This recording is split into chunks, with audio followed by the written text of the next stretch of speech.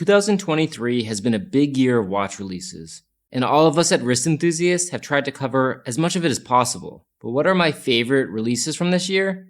From Rolex to Oris and IWC, let's take a look.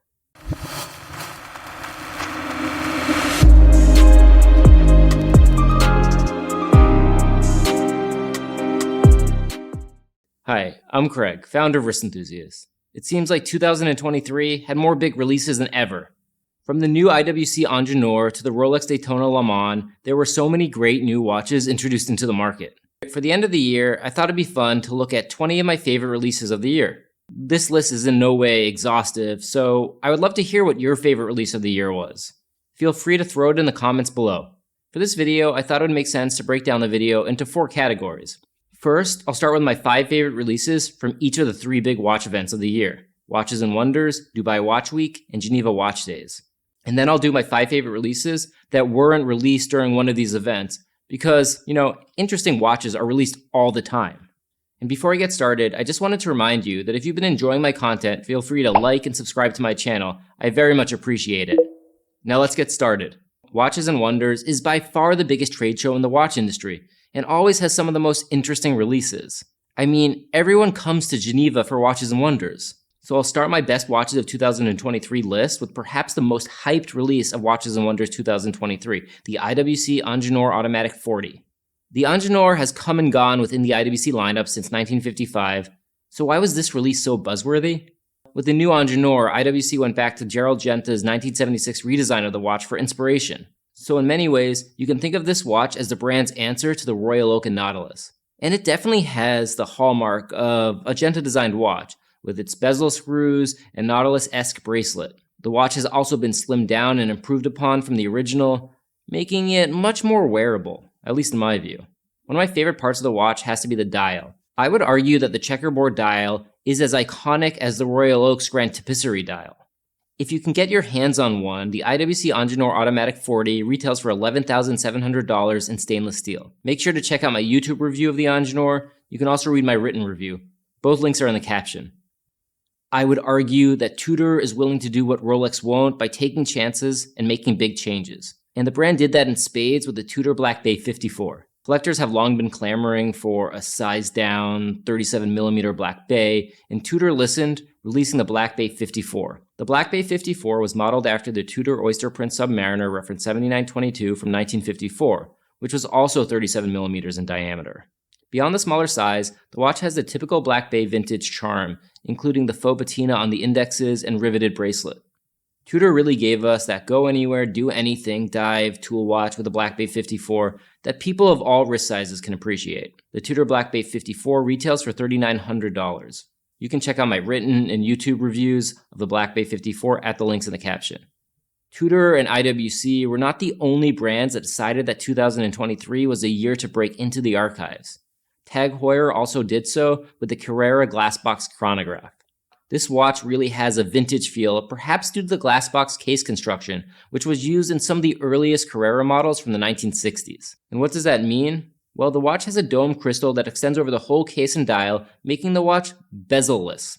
And while the watch is very retro-inspired, it's clearly a modern watch. The Glassbox Chronograph runs on Tag Heuer's new TH2000 automatic chronograph movement, featuring bidirectional winding and 80 hours of power reserve. There are 2 variations of the Glassbox. One is a more vintage black reverse panda dial configuration, while the other has a modern sunburst blue dial. I really like both, and they both retail for $6,450. I reviewed both models for YouTube and our website. They are linked below. The Jaeger-LeCoultre Reverso has been and will always be an icon of the watchmaking industry. The design, originally released in 1931, has been constantly refined and improved over the years, with numerous different iterations and complications being added to the mix. The Tribute Chronograph released at Watches and Wonders was another big hit from the brand. Offered in both steel and gold variations, it's truly a versatile timepiece. Displaying the time on both faces, the secondary dial is skeletonized and includes a chronograph complication. I don't think I've ever seen a JLC with the amount of hype the Reverso Tribute Chronograph has received. And because of this, they're extremely hard to get at both retail and on the secondary market. The Reverso Tribute Chronograph retails in steel for $25,000 and in gold for $38,800. When Patek Philippe Nautilus prices spiked and the watch became almost unobtainable, many turned their attention to the other sporty offering from the brand, the Aquanaut. However, I believe the Aquanaut stands on its own merit as an iconic watch, and the Aquanaut Luce annual calendar is one of my favorites. While the watch includes an annual calendar complication that has day, date, month, and moon phase complications, what really drew me to this watch was the light blue dial and strap and rose gold case. It was a color combination that I've never seen before in the Aquanaut, and I really love it. And while it's technically part of the women's Luce collection, at 39.9 millimeters, it's definitely a unisex watch in my view. If you can convince your local Patek authorized dealer to sell you one, it retails for $62,000. This year's Dubai Watch Week saw more releases than ever before as the event becomes more and more important within the watch industry. And it was my first time in Dubai and attending the amazing event. You can read all of our Dubai Watch Week coverage at the link in the caption. One of my favorite releases from Dubai Watch Week was the Oris ProPilot X Caliber 400 laser, and I'm wearing it right now. This watch has quite a few interesting design points, most notably the incredibly unique dial design. In order to create the multicolored dial, Oris used a method never employed before. This involved laser cutting the dial to allow light into microscopic pockets on the surface of the dial. Oh, and did I mention that the rainbow effect is achieved without a single drop of pigment on the titanium dial? So it's essentially colorless, even though there's color there.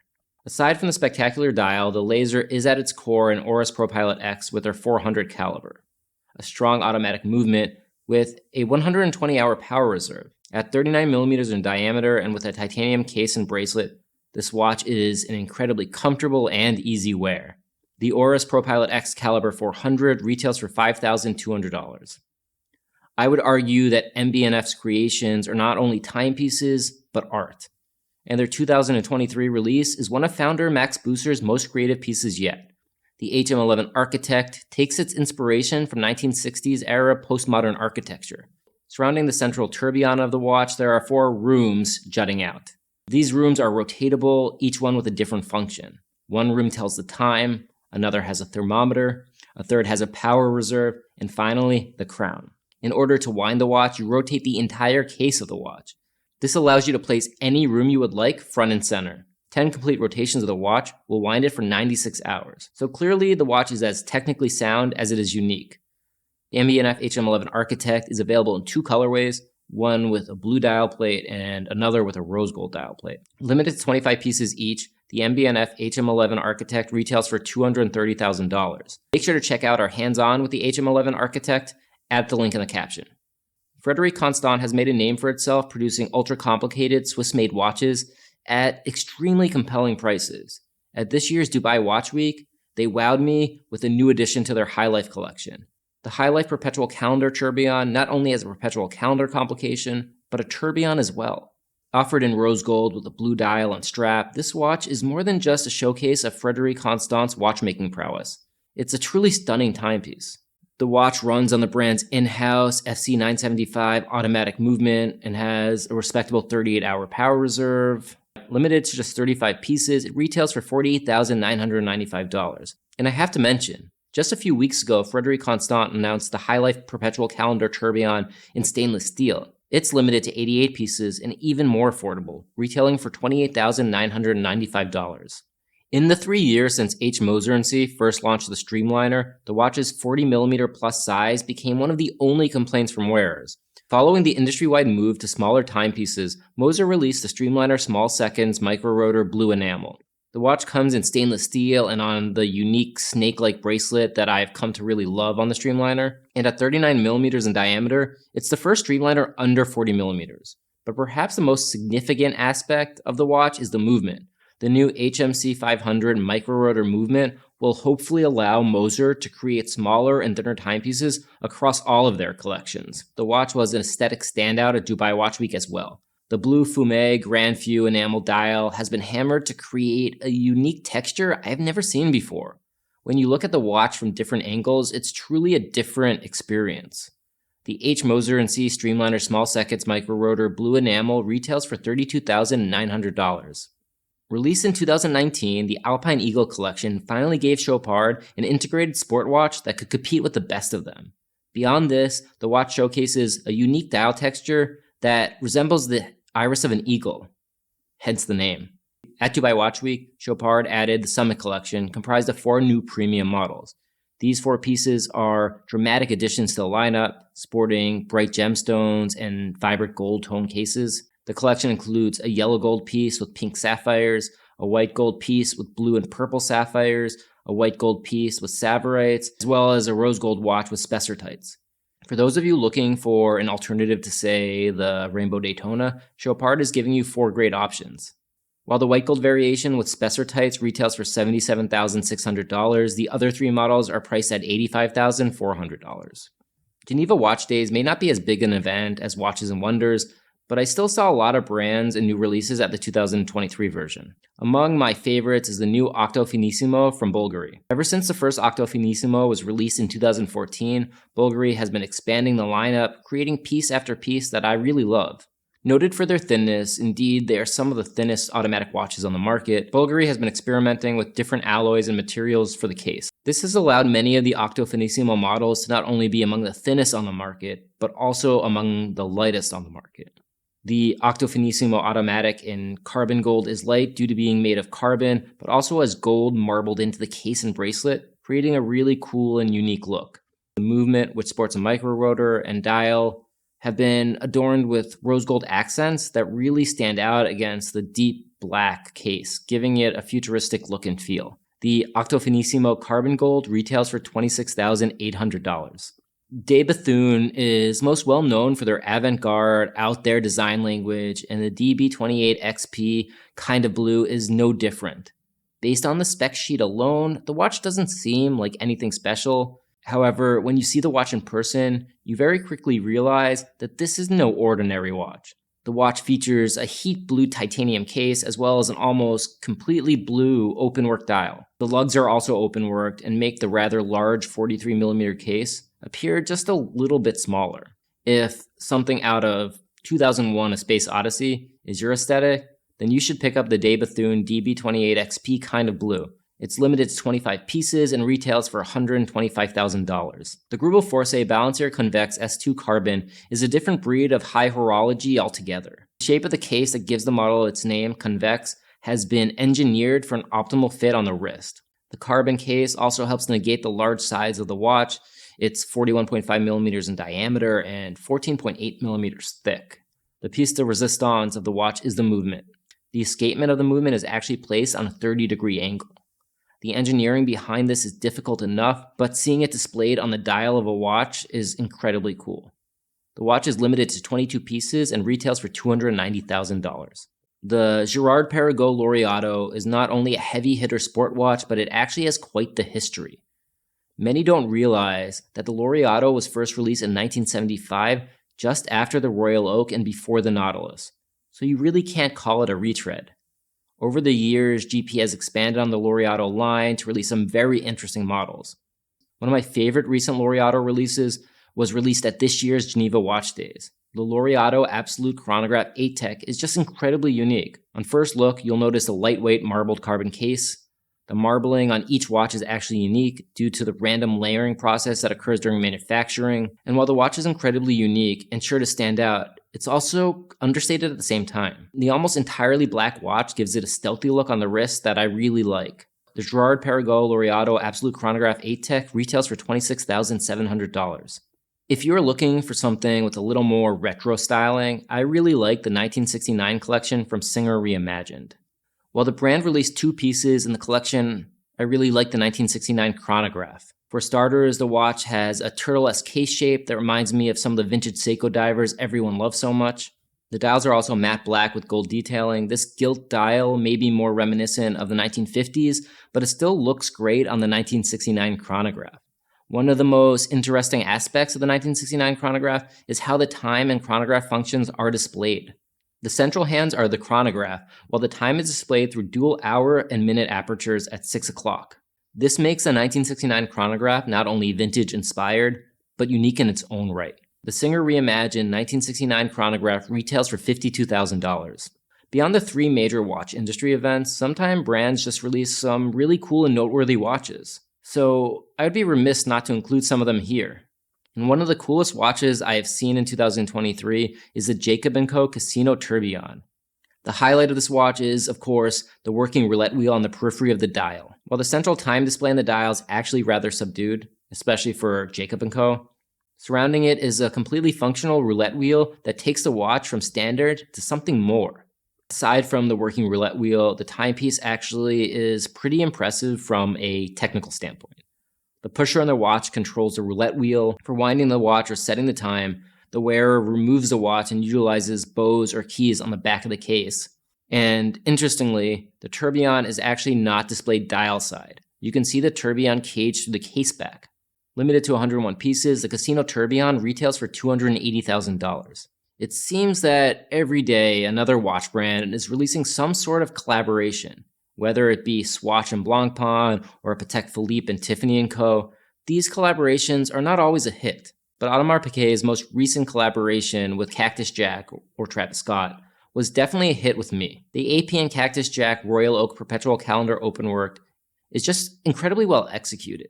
Limited to just 200 timepieces, this watch is actually the first time AP has produced a Royal Oak with a brown ceramic case. The dial is the most interesting part of this watch. It is completely skeletonized with the subdial text loomed and handwritten in Cactus Jack font. Additionally, the moons and the moon faces have been modified to showcase the Cactus Jack Deadeye smiley faces. It's just an incredibly fun and unique piece without being overbearing. This watch is limited to 200 pieces and retails for around $201,000. Rolex is a master of subtlety, and their nod to the Le Mans race is no exception. The Rolex Daytona Le Mans, released earlier this year, might be the most hyped Daytona ever made. This watch is Rolex's way of paying homage to the famous Le Mans race that just celebrated its 100th anniversary in 2023. It is white gold and has a panda-style dial with square indexes in the subdials that reminds me of all those vintage Newman Daytonas. Indeed, it's the only Daytona, besides the Platinum Daytona, that has a display caseback showcasing Rolex's new 4132 automatic movement. The Daytona Le Mans is incredibly hard to get, and we're not even sure if it's a limited edition or not. It retails for $51,400. Perhaps the most hyped watch in collectors' circles is one that everyday collectors might never have heard about. But everyone should know about the Simon Brett Chronometer Artisan subscription. The Chronometer Artisan subscription is the first watch released by young master watchmaker Simon Brett. Only 12 lucky collectors have had the chance to purchase one of these original models, and I have had the chance to see it in person. Well, I had the chance to see 3 of the 12 in person.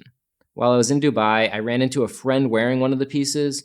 He was with the man, Simon Brett himself, who was actually wearing 2 of those watches on his wrist. Rarity aside, the watch is just simply beautiful. It has a visually stunning dragon scale dial made from hand-engraved rose gold. It also has a technically sound and complex automatic movement. Simon Brett's movement includes a stop-second mechanism to allow for precision when setting the time. And to really up the visual ante, the watch's dial is partially skeletonized, so you can see some of the movement on the dial side. And if the watch needed to further differentiate itself as unique, its case is made of zirconium. The watch measures at 39 millimeters in diameter, and it's a slim 10 millimeters thick. Unfortunately, the 12 timepieces are sold out, though Simon promises to release a similar timepiece in the near future. So if you're interested, you better get in touch with him now. The last watch on my list is something on the more affordable side. Studio Underdog has excelled over the past few years at releasing limited run timepiece collections, and 2023 was no exception. The O2 Series Field is a field watch with a touch of fun and playfulness that we have come to expect from the brand.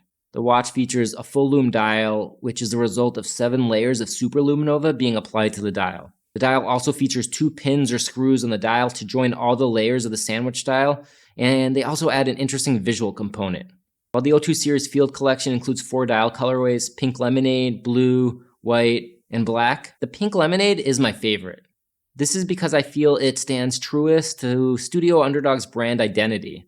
It's the most fun and out there, and that's what I hope to keep on seeing from the brand. Technically, the Studio Underdog O2 Series Field runs on a Swiss-made Sellita SW2101 manual movement with a 42-hour power reserve, so you know it's a solid watch. While the collection is currently sold out, I am hoping Studio Underdog restocks them as they retail for just $900. So that's my list of my 20 favorite releases of 2023.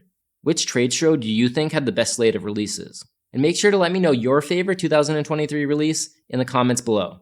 And also, I just wanted to say that if you've been enjoying my content, make sure to like and subscribe to my channel. And I just wanted to thank everyone who supported wrist enthusiasts and particularly my YouTube channel this year.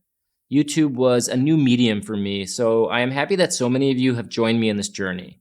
And finally, I hope everyone has a very happy holidays, no matter what you celebrate, and a terrific new year.